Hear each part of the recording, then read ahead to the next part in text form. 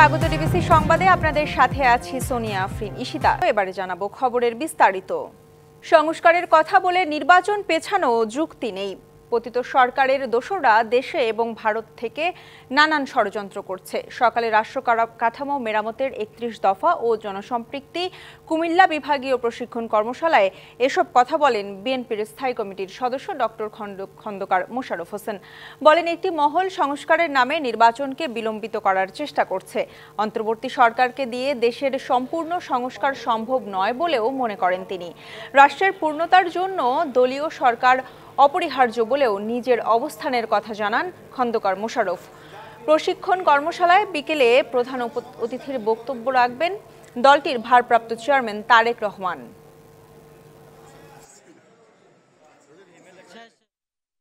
আমরা একটু সন্দেহ করছি যে একটি মহল চেষ্টা করছে যে সংস্কার নাম দিয়ে নির্বাচনে বিলম্ব করা। আমরা ঘোষণা করেছি যে যত নির্বাচন বিলম্ব হবে তত বাংলাদেশে নানা ষড়যন্ত্র হবে। আমরা কিন্তু এই কথাটা পরিষ্কার করছি যে অতি দ্রুত সংস্কার সাধন করে নির্বাচনের রোডম্যাপ দিতে হবে। এলিট ফোর্স র্যাবকে বিলুপ্তির সুপারিশ করেছে বিএনপির পুলিশ সুপারিশ কমিটি। সুপারিশে বলা হয়েছে, আন্তর্জাতিকভাবে র্যাব ভাবমূর্তি নষ্ট করেছে, দেশেও একটা আতঙ্ক ছিল। গুলশানে চেয়ারপারসনের কার্যালয়ে সংবাদ সম্মেলনে এ দাবি করেন বিএনপির স্থায়ী কমিটির সদস্য অবসরপ্রাপ্ত মেজর বীর বিক্রম হাফিজউদ্দিন আহমেদ। আওয়ামী লীগ সরকারের আমলে পুলিশ বাহিনী অত্যন্ত বিতর্কিত হয়ে পড়ে। ৫ই আগস্টের পর ৪৮৮ জন পুলিশ কর্মকর্তা ক্যান্টনমেন্টে আশ্রয় নেন, যারা সবাই অপরাধী, জানান হাফিজউদ্দিন। এদের আশ্রয় দিয়ে সেনাবাহিনী ঠিক করেনি বলেও মন্তব্য করেন তিনি। এই র্যাপিড অ্যাকশন ব্যাটালিয়ন অসংখ্য হত্যাকাণ্ডের সাথে জড়িত। মানবাধিকার লঙ্ঘনের কারণে ইতিমধ্যে আমেরিকা যুক্তরাষ্ট্র কর্তৃক তাদেরকে উপর নিষেধাজ্ঞা জারি করা হয়েছে।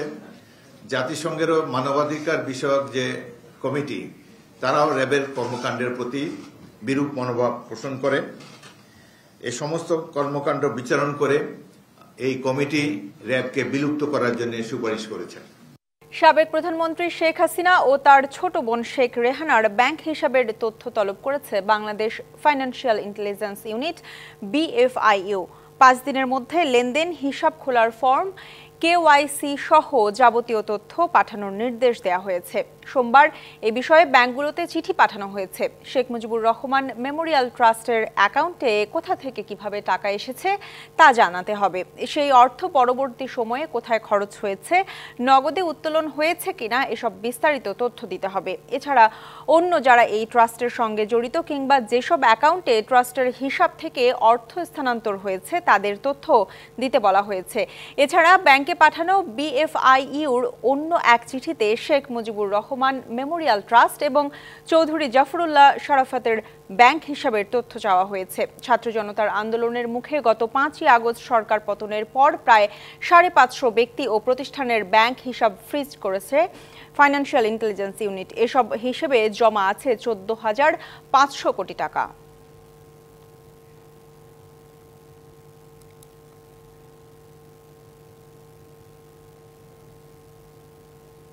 আওয়ামী লীগ সরকারের শাসনামলে বৈষম্যের শিকার 754 জন কর্মকর্তাকে পদায়নের সুপারিশ করা হয়েছে। মঙ্গলবার প্রধান উপদেষ্টার কাছে এ বিষয়ে প্রতিবেদন জমা দিয়েছে জনপ্রশাসন মন্ত্রণালয়ের উচ্চ পর্যায়ের কমিটি। অবসরে যাওয়া কর্মকর্তাদের 119 জনকে সচিব, 41 জনকে সচিব পদমর্যাদায় গ্রেড 1 পদ ও 528 জনকে অতিরিক্ত সচিব পদমর্যাদা দেবার সুপারিশ করা হয়েছে। এই সময়ের মধ্যে এসব কর্মকর্তার আর্থিক ক্ষতি কিভাবে পুষিয়ে দেওয়া যায় তা নির্ধারণে সাবেক অর্থ সচিব জাকির আহমেদ খানকে প্রধান করে কমিটি গঠন করে জনপ্রশাসন মন্ত্রণালয়, যাদের 3 মাস সময় দেওয়া হয়। 5 সদস্যের এই কমিটি 2009 সালের জানুয়ারি থেকে 2024 সালের 4 আগস্ট পর্যন্ত পদোন্নতি সহ নানা হেনস্থার শিকার কর্মকর্তাদের সুযোগ সুবিধা দিয়ে ক্ষতি পুষিয়ে দেওয়ার সুপারিশ করেছেন তাদের প্রতিবেদনে, যা আজ তুলে দেওয়া হলো প্রধান উপদেষ্টার কাছে। সন্ত্রাস, নৈরাজ্য, চাঁদাবাজ এবং দখলদারদের হাত থেকে মার্কেটকে মুক্ত করার জন্য মানববন্ধন করেছে মিরপুর সুপার মার্কেট দোকান মালিক উন্নয়ন পরিচালনা কমিটি। রাজধানী পল্লবীতে এই মানববন্ধনের আয়োজন করা হয়। সেখানে আছে সহকর্মী আরিফুল ইসলাম। আমরা সরাসরি যুক্ত হচ্ছি তার সাথে। আরিফ, জানাবেন সেখানে দাবি দাওয়া সম্পর্কে বিস্তারিত এবং আন্দোলনকারীরা কি বলছেন? দেখুন ঈশিতা, প্রায় 1 ঘন্টা হতে ছিল, তারা কিন্তু এখনো মানববন্ধন করে যাচ্ছেন। এই মিরপুর যে পল্লবী বা পূর্বী যে সুপার মার্কেটটি রয়েছে তারই সামনে এখন মার্কেটটি বন্ধ রয়েছে। এতে করে মানববন্ধনে অংশ নেওয়া বক্তারা যে বিষয়গুলো বলছেন যে বিগত সরকারের আমলে সন্ত্রাসী এবং সন্ত্রাস নৈরাজ্য চাঁদাবাজির দখলদারদের যে অত্যাচার, সেই অত্যাচার থেকে এখনো তারা রেহাই পায়নি। এখনো বিভিন্নভাবে তাদেরকে এই ধরনের সমস্যা পড়তে হচ্ছে। আমি একটু ছোট করে বলবেন যে কারা এই সন্ত্রাস নৈরাজ্য বা চাঁদাবাজি করছে, কারা আসলে?